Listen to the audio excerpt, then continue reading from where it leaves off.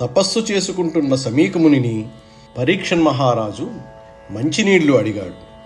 ఆ ముని మాట్లాడలేదు. ఆ మునీంద్రుడు నిమీలిత నేత్రుడై సమాధిస్థితుడై బాహ్యేంద్రియ జ్ఞానం లేక పరమేశ్వర చింతా పరతంత్రుడై ఉన్నాడని మహారాజు తెలుసుకోలేక ఆగ్రహోదగ్రుడయ్యాడు. ఎంత గర్వం!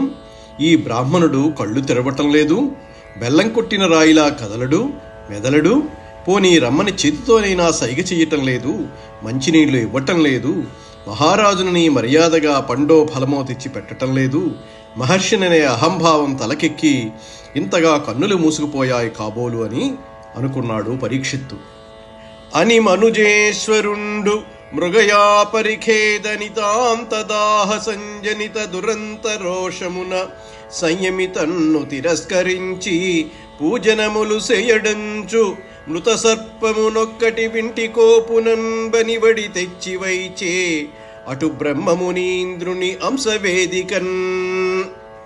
అని పరీక్షిత్తు వేట వలన కలిగిన దాహంచేత పుట్టిన రోషాగ్నితో ఋషి తనను తిరస్కరించాడు, పూజించలేదు అని కుమిలిపోయాడు.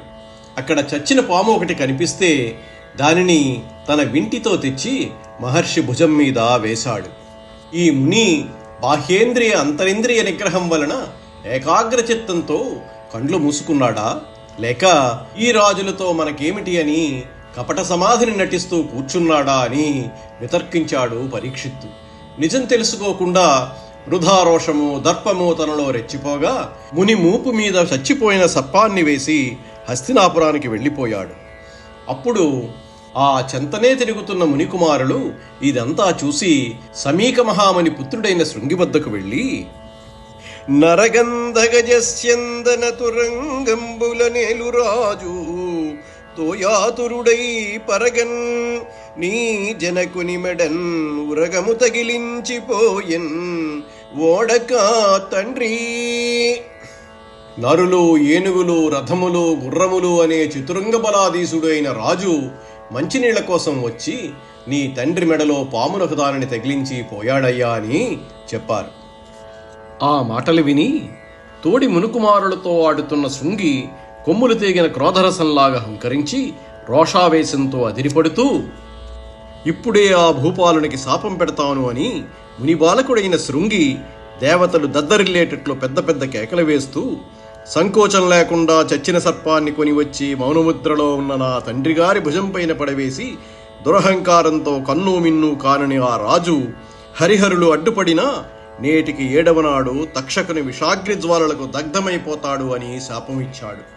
ఆ విషయం విన్న సమీకుడు వెంటనే తన దివ్య దృష్టితో ఆ రాజు పరీక్ష నరేంద్రుడని తెలుసుకుని కొడుకు చేసిన పనికి విచారిస్తూ, ఇంతటి కఠోరమైన శాపం పెట్టడానికి అంతటి మహాపరాధం ఆ మహారాజు ఏం చేశాడయ్యా? తక్షక విషాగ్నిజ్వాలల పాలు కమ్మని ఆ ధరణీపాలుణ్ణి అయ్యయ్యో ఎందుకు శపించావయ్యా? పాపం పరీక్షిత్తు తల్లి గర్భంలోనే దగ్ధుడైనాడు, మళ్ళీ శ్రీకృష్ణుని కటాక్షం వల్ల బ్రతికి బయటపడ్డాడు, ఇప్పుడు పెరిగి పెద్దవాడై పరాక్రమవంతుడై ప్రజలను పరిపాలిస్తున్నాడు. అటువంటి మంచి రాజును శపించవచ్చా? వాసుదేవుడు లేకపోవటం మూలాన లోకమంతా చీకాకుపాలైంది. ప్రజలు కాపరిలేని గొర్రెల్లాగా ఆపదపాలయ్యారు. దొంగలు దుండగలు పెచ్చరిల్లారు. ఇటువంటి క్లిష్ట సమయంలో మన మహారాజు సమదృష్టితో సమర్థంగా ప్రజలను పాలిస్తున్నాడు. ఈ రవ్వంత అపరాధానికి రాజును ఎందుకు శపించావయ్యా అని కుమారుణ్ణి అడిగాడు. నీ మూలంగా మనకు పాపం ప్రాప్తించింది. రాజు మరణిస్తే రాజ్యంలో అరాచకం ప్రబలుతుంది. బలం కలవాడు బలం లేనివాడి మీద పడి సర్వస్వం దోచుకుంటాడు. జారచోరులు నిరాఘాటంగా విహరిస్తారు. ప్రజలలో పరస్పర కలహాలు పెరిగిపోతాయి. వైదిక ధర్మాలు వర్ణాశ్రమాచారాలు సమూలంగా నశిస్తాయి. ధర్మం నశించిపోగా లోకులు అర్ధకామాల వెంట పడతారు.